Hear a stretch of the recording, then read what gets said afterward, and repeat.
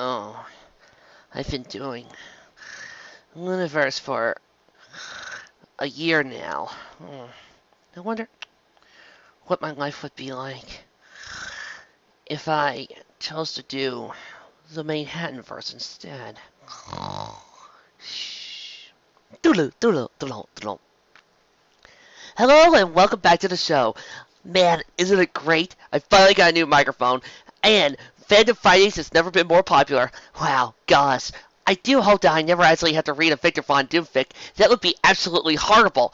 Well, for today's episode, we are going to play the Manehattan verse. I hope you're going to enjoy because this is going to be awesome. Well, let's check it out, Sally. Manehattan verse by Jackie Papercut. Episode 1. The Wrong Place at the Right Time. Chapter 1. Act 1. Summer in the City. My dearest, most faithful student, Twilight. You know that I value your diligence and I trust you completely. But you must simply stop reading those dusty old books. My dear Twilight, there is more to a pony's life than studying. So I'm sending you to supervise the preparations for the Summer Sun celebration in this year's location, Manehattan. And I have an even more essential task for you to complete. Make some friends! Twilight groaned as Spike finished reading the letter for the 10th time. When she wrote about the coming threat of Nightmare Moon, she had expected Princess Celestia to respond quickly and decisively to put a halt to the wicked mayor's escape before it could begin. Instead, she had put her in charge of a festival! The Summer Sun celebration.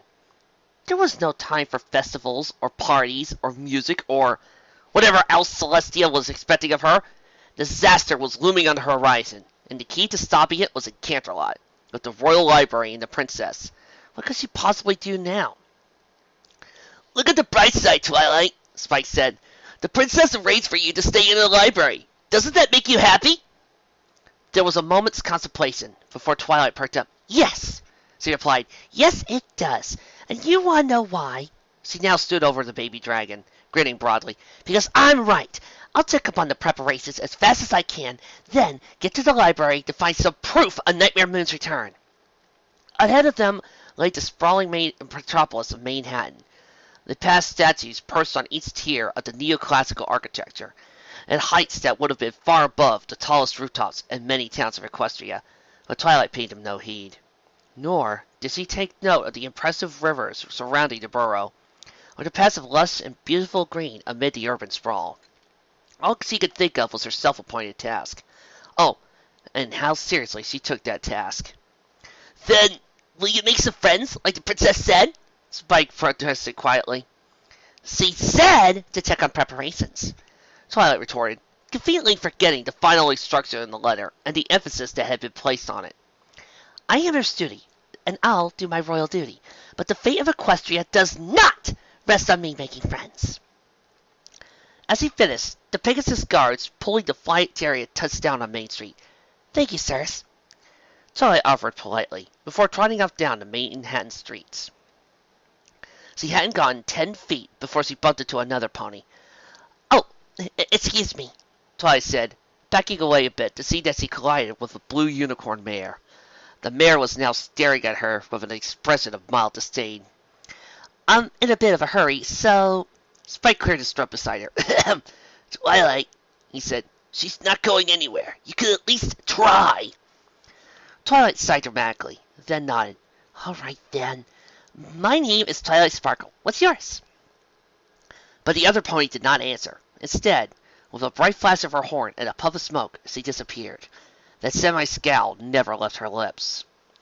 For a moment, neither Twilight nor Spike moved. Well, I tried, Twilight declared, resuming her march. Falling into step behind her, Spike groaned.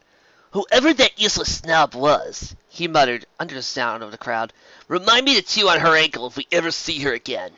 He raised his voice a bit to ask, well, what about seeing the sights? You just got here. You've got to look around.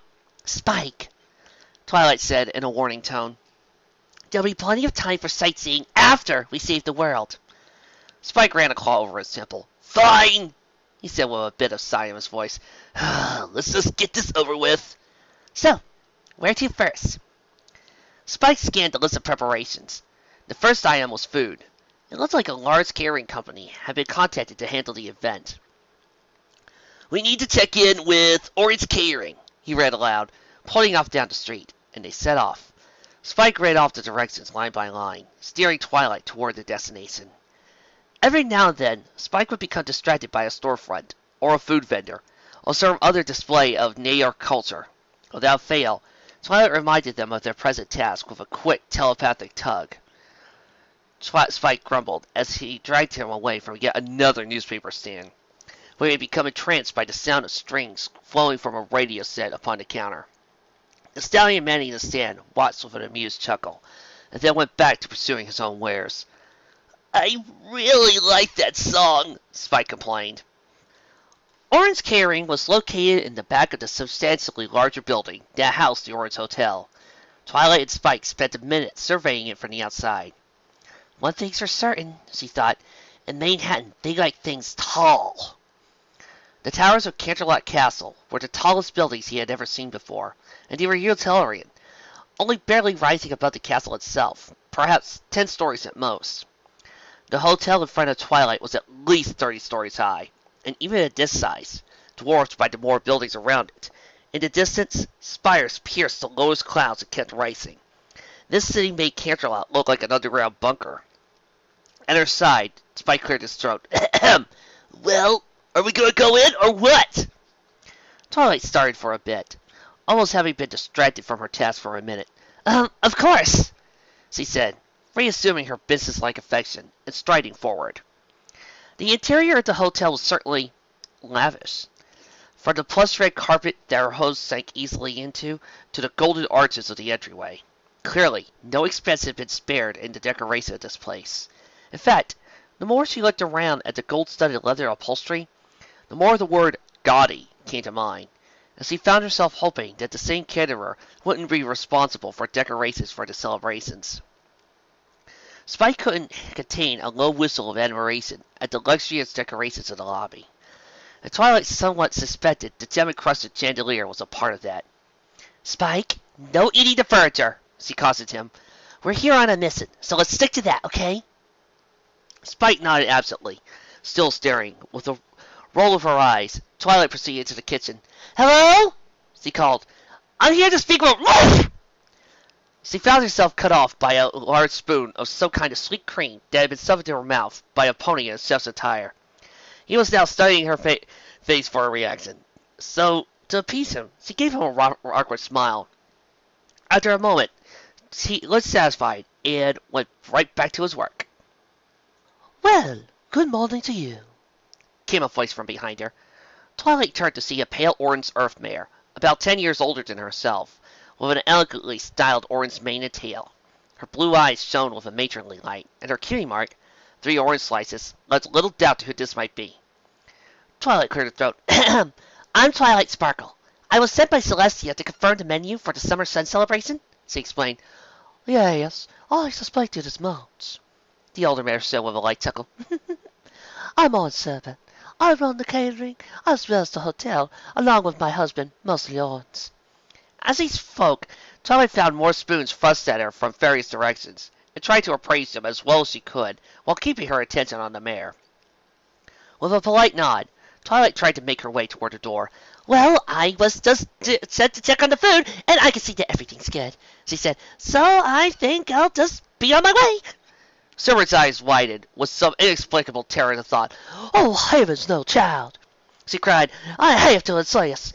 If Celestia sent you, you mustn't leave here until you've had the final word on everything." Twilight swallowed the lump in her throat, which may have been fear, or may have been the cheesecake that was just pressed into her mouth. Everything?" she echoed, looking around at the full kitchen, which was scrambling to have a feast prepared for the celebration. The hope of escaping and returning to her work vanished in an instant.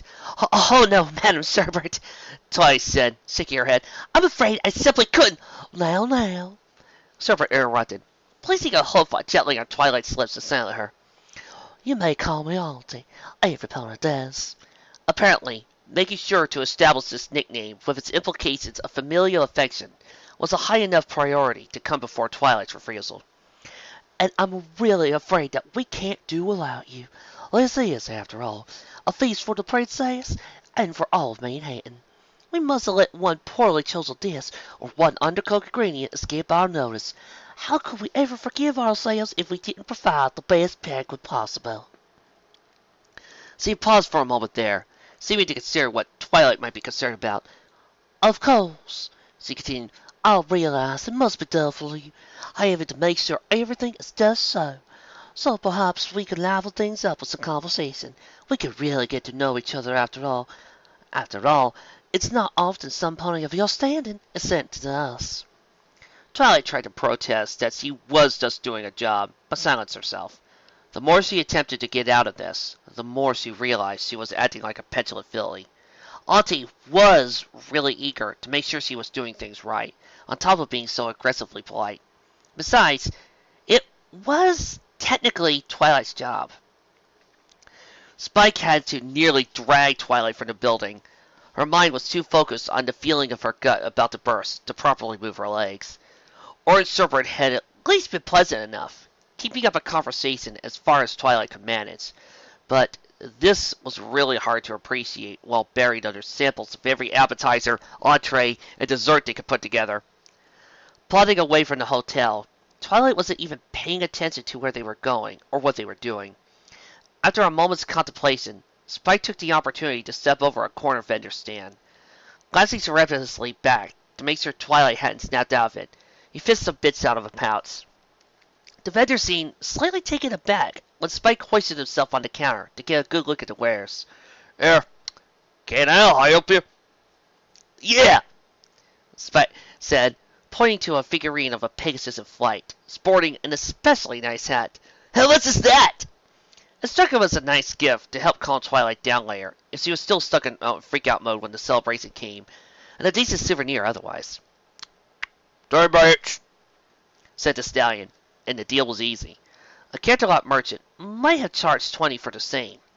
Spike shook the pony's hoof, which was a little awkward in their current position, then took the figurine gladly and rejoined Twilight. He pulled out the celebration to-do list again and cleared his throat.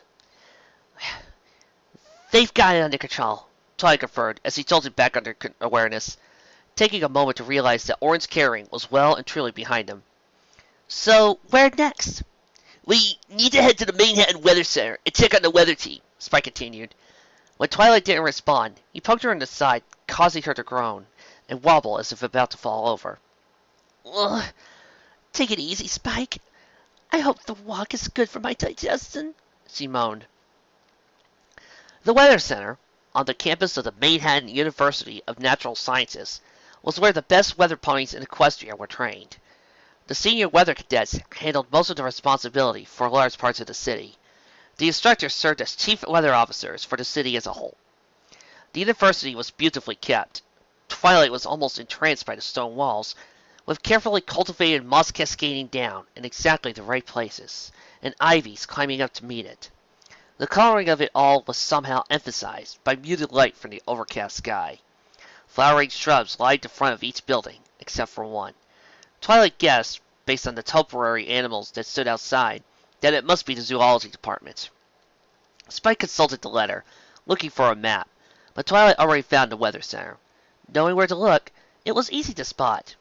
For training, the weather ponies needed a rooftop facility with a special storage area. Atop a nearby building, Twilight saw a bi-level platform, which was exactly the kind of setup necessary. The upper platform would be used for flight drills, and the lower one would be keep materials safe and dry. She quickly found a sign identifying the building as the Weather Center and proceeded inside. The interior was barren, uncut stone, which was no surprise to Twilight. It was the rooftop that really mattered. There was a very plain corridor stretching left to right from the entrance, and a set of stairs straight in front. Along the corridor were a few classrooms, as he could hear a professor lecturing his students on weather-based technology. The rest of the rooms were offices and storage. Twilight ascended the stairs, and found herself in an open-air, bi-level structure oddly reminiscent of a cart storage unit. Pegasi milled about aimlessly. Twilight's eye twitched as he observed the scene. These must be the weather ponies, but they seemed completely oblivious to the fact that they were getting further behind schedule. What are you old ponies doing? she demanded, snapping a hoof. The summer celebration is less than 24 hours away. Not one pony is working on preparing the weather. Who is responsible for this delay? No, wait, don't answer that. You're all guilty. Hey, shut up, said an irritable-looking stallion. We've all been running drills all week, and we're running on empty. I skipped breakfast just to be here today.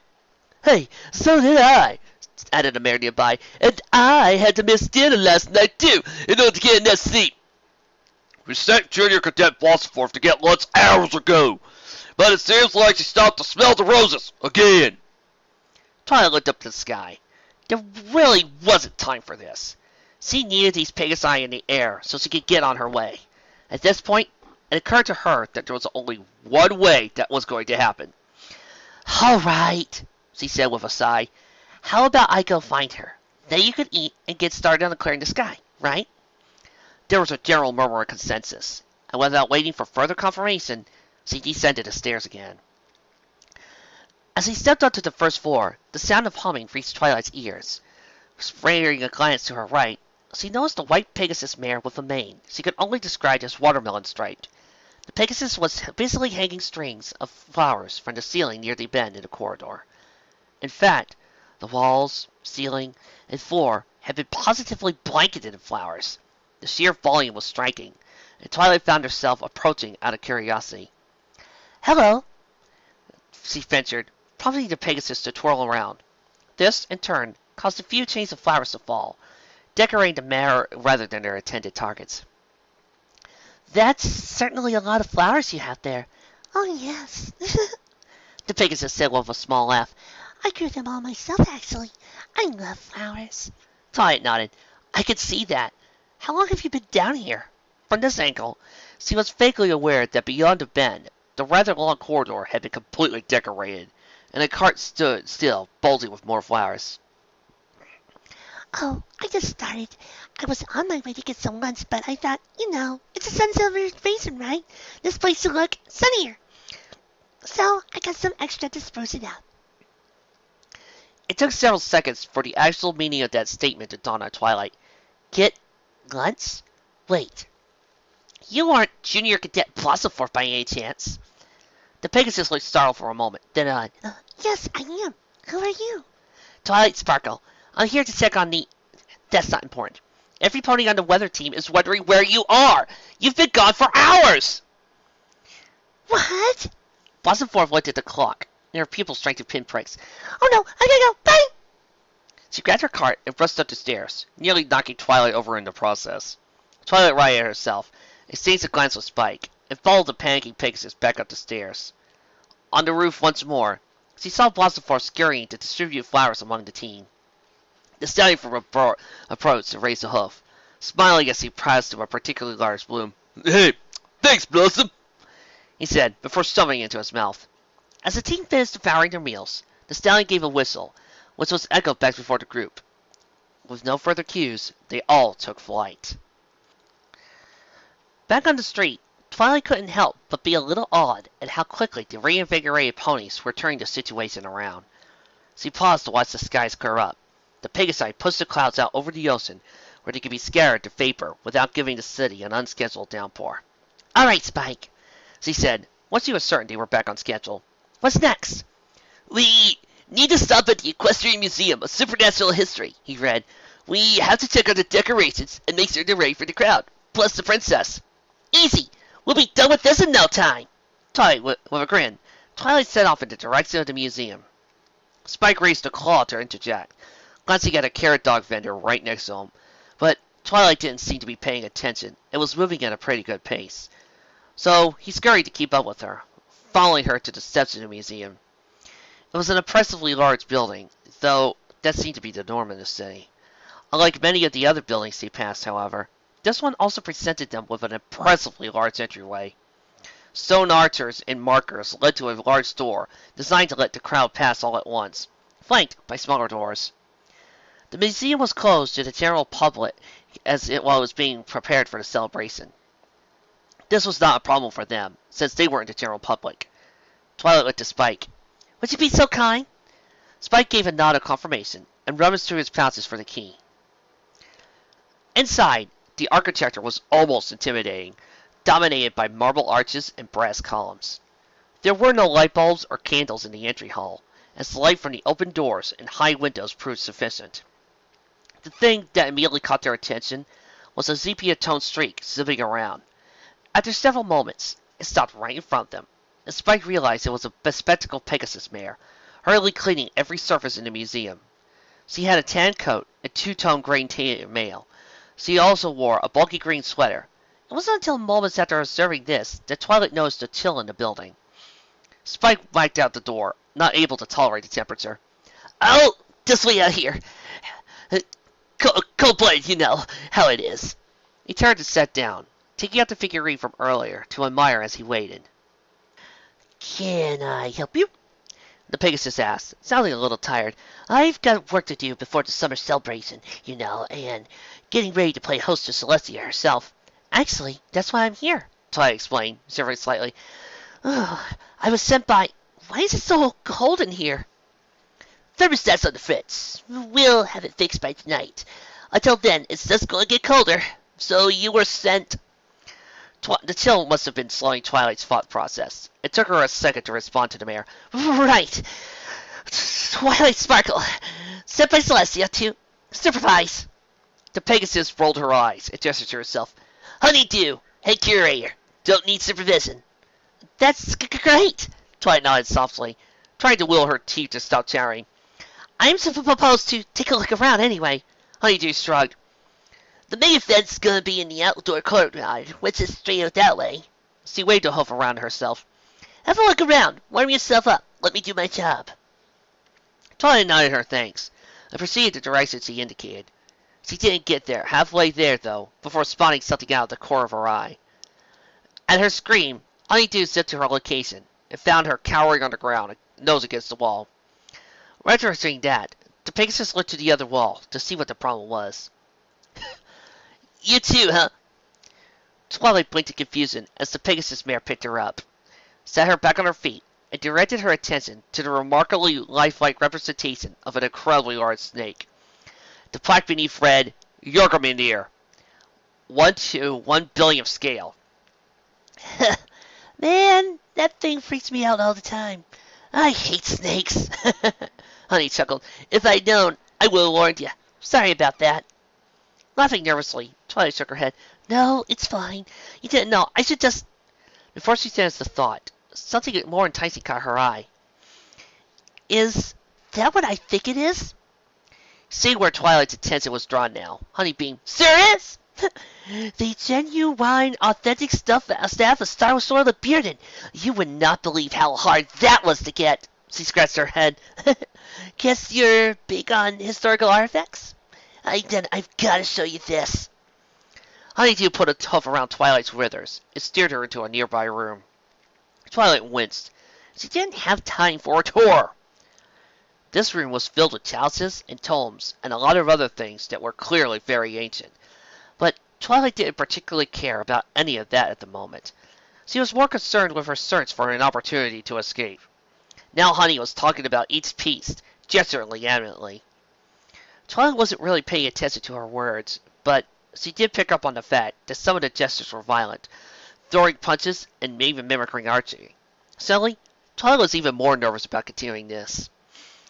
"And this," Honey was saying, indicating an ancient-looking sun symbol, "was actually carried by Typhoon, the great explorer and granddaughter of the 3,000 founders of Equestria, as a symbol of her devotion to Celestia, and was recently found in the possession of..." Twilight spied, in the far corner of the room, an ornate suit of armor, and an idea began to take shape in her head. Noticing that the curator had gone on to talking about a few unremarkable lumps of rock, Twilight cast a quick spell, giving the armor a push. It wobbled a few times, then hit the ground with a loud crash. Honeydew's head whipped around, her sentence cut off in the middle. Seeing the beautiful display in a heap on the floor, she gasped and rushed over to her. "Oh, please don't be damaged!" She muttered under her breath, picking up each piece of the set and examining it closely. Preoccupied with that, she didn't notice Twilight sticking out the door. "Okay, last up," Spike said, as the elevator gate opened. "Music. One of Celestia's favorite musicians lives here. and she's been tasked with hoof-picking the rest of the band. The sound of a quartet playing down the corridor in front of them, and Twilight was following them to a door to the end of the hall. She raised a hoof and knocked loudly. Some pony played a sour note, and the whole song stopped abruptly. "One moment, please," came a voice from the other side. Several other voices were audible, but indistinct. The door swung open to reveal a gray earth mare. She stood aside and gave a smile and a bow, beckoning them for them to enter. Twilight stepped into the comfortable-looking sitting room. The far wall was a single window overlooking the streets far below. "I take it you're Octavia?" Twilight guessed, eyes on the mare. The other pony nodded, but said nothing. "All right, then. I'm Twilight Sparkle. I've been sent on to check on the music. It sounded nice. Do you think you're ready?" In answer, Octavia smiled and raised the bow held in the crook of her hoof toward the door on the right, through which 3 other musicians were visible. For their part, they seemed slightly irritated that Twilight was questioning their preparedness, but took the gesture as a cue to resume playing. Octavia herself picked her instrument, a massive cello, back up, set bow to strings, and a beautiful sound flowed forth. Twilight enjoyed the brief demonstration, but Spike seemed almost weak-kneed by the time Octavia removed her bow from her instrument with a flourish and took a bow. "Wow, that is truly amazing," Twilight said, standing up to leave and prodding Spike to bring him back into reality. "That's all I needed to hear, and so it's time to get back." Spike's stomach growled, and Twilight saw him a look. "What?" he asked. "I haven't eaten since I got here." Octavia giggled, sounding both politely formal and genuinely mirthful. "It is quite natural. The young are in a condition like permanent intoxication, because youth is sweet and they are growing. Wait one moment," she said, slipping out of the room with movements so graceful Twilight was hardly aware of them. Shortly thereafter, she returned with 2 plates on her back, a large slice of cake on one, and on the other a circle of rubies and sapphires. On her head she bore 2 teacups, set both plates in front of Spike with a smile, and passed the cup to Twilight, who stared into it for a moment before looking back at Octavia questioningly. "I must provide for guests, mustn't I? It would be terrible to allow a poor baby dragon to go hungry," Octavia explained, and sipped her tea. "Corundum grows all over Equestria, so often it turns up as a small denomination currency, but I think this is a better use for it." Spike was once more dumbstruck, and Twilight caught an odd look in his eye as he picked up a gemstone and carefully bit into it. There was no telling what thought processes had begun in his mind. She could tell, though, was that Spike wasn't about to hurry himself. "Well, look at the time," Twilight said, glancing at the window. "We really need to get going. Sorry to have interrupted. Keep up the good work." She pulled Spike onto her back, causing him to drop a sapphire half and trotted to the door. "But wait!" Octavia began, but they had already left. "Finally! We've checked on everything. Now we can get back to the library and do some research," Twilight declared as she trotted down the street. "It's good to finally be alone, right, Spike?" Pause. "Spike? Huh? Oh!" Spike shook himself to attention. "Sorry, Twilight. I was listening to Octavia." Twilight blinked, then shook her head. "Spike, we left Octavia's 5 minutes ago. You possibly couldn't hear her from her house." Spike contemplated that for a moment. You're right. I couldn't," he admitted. "Exactly. Now, stop being a little goofball and—" "Because he's right behind us. Huh?" Spike stood up and waved behind him. Twilight glanced over her shoulder and confirmed that Octavia was, indeed, following them, wearing a pair of saddlebags, trying to call out to them, but inaudible over the bustle of the street. Turning her face forward again, Twilight ignored the mare and increased her pace, not at all wanting to stop for some trivial conversation. "Hey, Twilight! Slow down!" Spike protested, grabbing at her mane, either to keep her balance or get her attention. "She wants to talk! Show some manners, would ya?" Twilight winced at the pulling. She continued a pace for a few seconds, but at Spike's insistence, she groaned and slowed down, though not without shooting him a glare. Soon, the gray mare was keeping pace with them. She opened her mouth to speak. "Hi, Octavia," Spike interrupted, quite obliviously. "Sorry about Twi. Rude, right? I guess she just got in a hurry to get ready for tomorrow. I bet every pony in New York will show up to hear your music. You must be excited about that, right?" He gave her a goofy grin. Octavia blinked a bit and nodded. I'll be the greatest performance of your life, he added excitedly. Before Octavia could comment, you'll knock him dead. With your music, you'll make the sunrise even brighter. With a slightly strained smile, she nodded again and drew in a breath to speak. I listen to records of your music all the time, you catch a lot, he continued. You're Celestia's favorite, you know, and it's easy to see why, I mean... Twilight sighed, shaking her head as he proceeded on, attempting to tune the rambling baby dragon out. They were about a block from the library before Spike finally started to wrap up.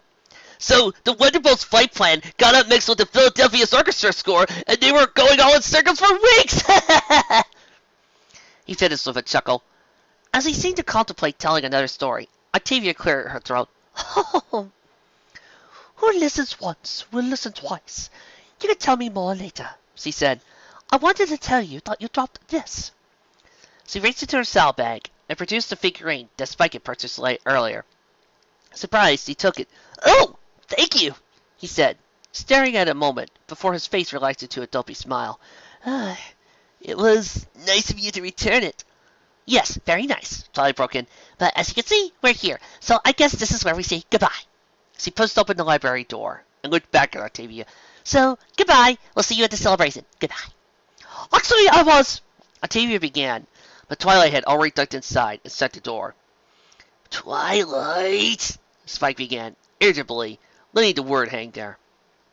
I'm sorry, Spike, Twilight said, as he began to walk through the vestibule, passing by intricately carved marble columns. But I have to convince the princess that Nightmare Moon is coming, and we're running out of time. I just need to be alone so I can study without a bunch of crazy ponies trying to make friends all the time.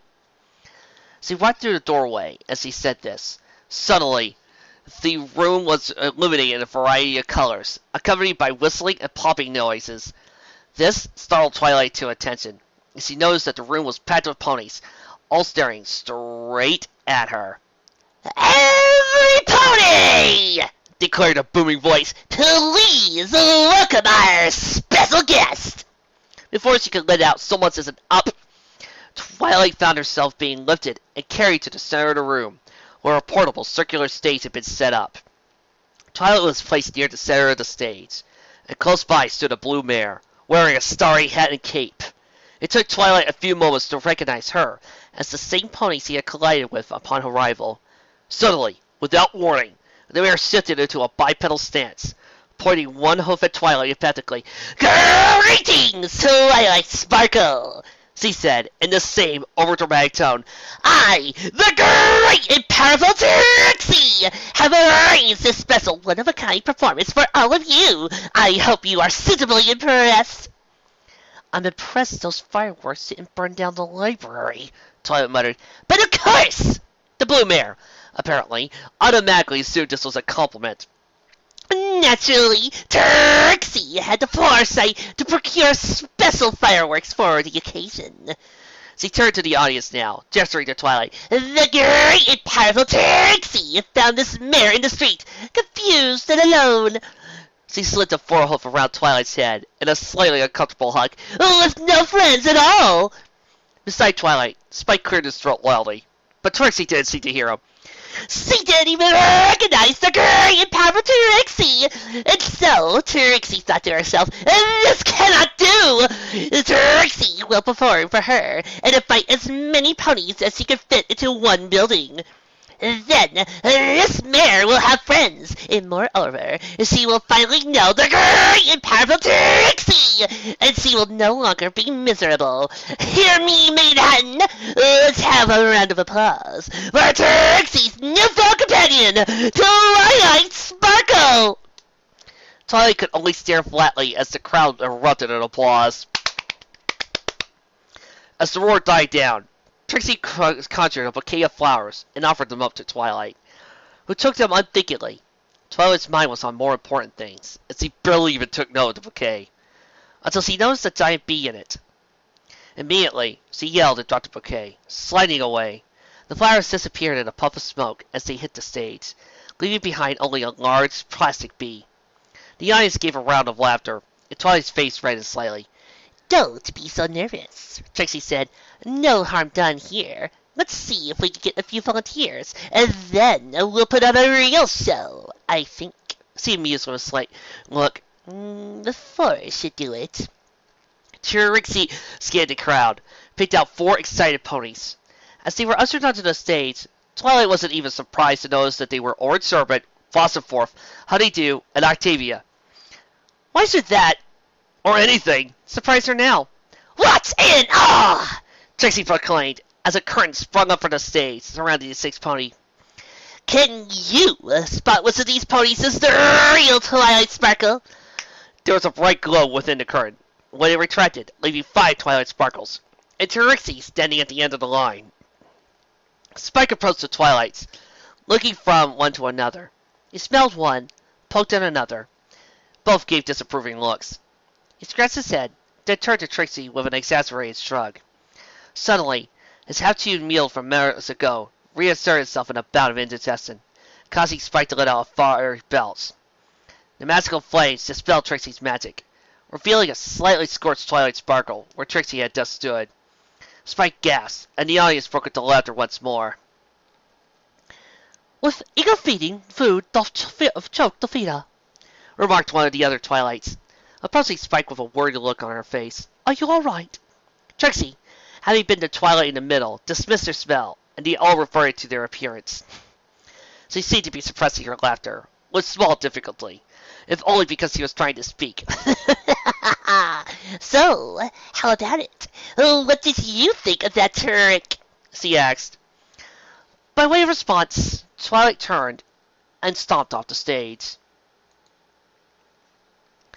The show continued without Twilight, to her annoyance. And the bed nestled between 3 bookshelves near the back of the room that had been prepared for her. She pressed the pillow over her ears to try and block out the sounds of explosions and cheering. But the effort was failing. Annoyed, she sat back up and looked at the clock. Spike entered the room with a slight stumble. Hey, Twilight! He called. Trixie just conjured a giant hamster ball, and we're all taking turns riding it. Wanna go? Twilight noted that at some point he had gotten Trixie's hat. No! She hissed. All the ponies in this town are crazy! Do you even know what time it is? Spike seemed completely to disregard the question. It's the eve of the summer sun celebration, he reminded her. Every pony has to stay up, or they'll miss the princess race's sun. You should really lighten up, Twilight. It's a party! So saying, he pivoted on one heel and returned to the scene. Behind him, Twilight did as much of a mocking imitation of his words as she could manage before covering her head once more. Ugh! She scoffed. And here I thought I'd have time to learn about the elements of harmony, but silly me, all this reflectionless friend-making has kept me from it. Glancing up, she noticed the moon outside the high window, and climbed the ladder onto the bookcase behind her bed to see it better. She needn't have, however, because in her mind's eye, she could see nothing but the moon, in the sinister shadow of the dark mare. Lesson has it that on the longest day of the 1000th year, the stars will aid in her escape, and she'll bring about everlasting night, she repeated to herself, and noticed with some terror that the moon seemed reached by especially bright stars. I hope the princess was right. I hope it really is just an old ponytail. The moon was definitely beginning to set. She tore her eyes from the moon as Spike returned. Come on, Twilight! It's time to watch the sunrise! He said, beckoning for her to follow him. With one last glance over her shoulder, she descended the ladder and exited the library, her knees shaking as she made her way back to the museum. Twilight trotted into the stunningly decorated courtyard nervously. The sight of the banners hanging from the pillars and sparkly golden emblems eased her mind, but only slightly. She took a look at the place in front of the forming crowd, and was quickly joined by Flossenforth and Trixie. Hey! Flossenforth said, beaming ear to ear. You ready for this? I've been looking forward to it all year. I bet the sunshine will be extra nice this year. Yeah, right, Twilight said distractedly. Trixie gently nudged Twilight with an elbow. Don't be such a wet blanket, she said. This is an event the ponies will be talking about for weeks, so just take it all in. Twilight spared Trixie a brief, annoyed look before returning her attention to the stage at the end of the courtyard, where Honeydew had alighted. Welcome, every pony, Honey greeted the crowd. This year marks the first time in this museum's 150-year history that we've been selected to host the Summer Sun celebration. I don't think I have to tell you what an honor it is. The crowd gave a small cheer, by way of confirmation, quickly dying down. So, to start us off right, Mayor Tux is here to give us the traditional speech. She continued, moving aside and giving a small flourish in the direction of a brown stallion wearing a formal collar and clear glasses.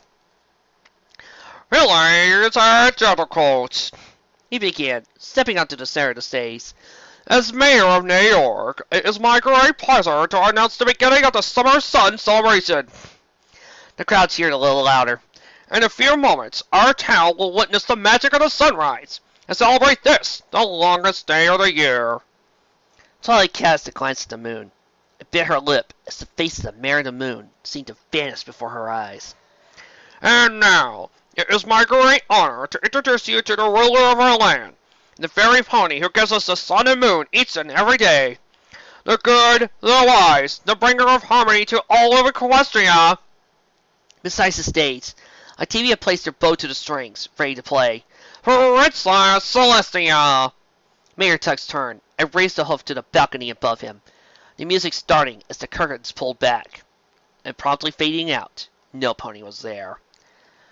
It took Twilight a moment to realize the noise beside her. She looked to her right to see Trixie stamping her hooves in applause. As Twilight stared, the blue mare halted. Well, Trixie said, it's kind of ingenious, isn't it, building suspense like this? Twilight shook her head and returned her attention to the balcony. Wincing as she realized the black mist was coalescing upon it. Oh no, she whispered. Nightmare Moon! The mist coalesced into a coherent figure, one Twilight had only seen in a book. A black mare, the size of Celestia herself, with massive wings and a long, wicked horn. She wore a helmet that fit the shape of her head perfectly. Above it, her mane flowed free, not hair, but a trail of darkness, peppered with pinpricks of starlight. Oh, my beloved subjects, the mare said slowly and calmly. It's been so long since I saw your precious little sun-loving faces. Halt, fiend! Trixie cried triumphantly, disappearing where she stood with a puff of smoke and reappearing on the stage of another. She grinned widely as she pointed with a dramatic hoof at the dark being above her. Tell us where our princess is, or Trixie, the glorious defender of the realm, will... Trixie's declaration was cut off as Orange Sherbet grabbed her off the stage and shoved her off under a dessert tray. It's not so, Sherbet whispered hastily, then turned around again, trying to look like nothing was wrong. The Mare of Darkness, however, looked amused. Why? She asked. Am I not royal enough for you? Don't you know who I am? Not a single pony dared to reply. Their silence seemed to offend her. Does my crown no longer count after 1,000 years? Did you not recall the lesson? She reached out toward the orchestra, idly toying with their instruments with her odd, animate mane. Then abruptly became serious, scrutinizing Honeydew in the mirror. Did you not see the signs? I did, cried Twilight, suddenly forceful. This was the moment she had been trying to warn the princess about, and that emboldened her. She paid no heed to the fact that for a brief moment every eye was on her. And I know who you are. You're the Mare of the Moon. Nightmare Moon! Nightmare Moon seemed almost as shocked as any of the other ponies to hear Twilight speak, but recovered quickly. Well, she amused once more. Some pony who remembers me. That you know why I'm here. You're here to... Twilight stammered, looking around at all the helpless ponies. The gravity of the situation now truly beginning to sink in more than ever. Realizing the hopelessness of her position, she swallowed a lump in her throat. Nightmare Moon chuckled before speaking again, this time more slowly than before, deliberately, emphasizing the idle menace of each word. Remember this day, little ponies, for it was your last, she declared. From this moment forward, the night will last forever! Her vicious laughter filled Twilight with an overwhelming sense of despair.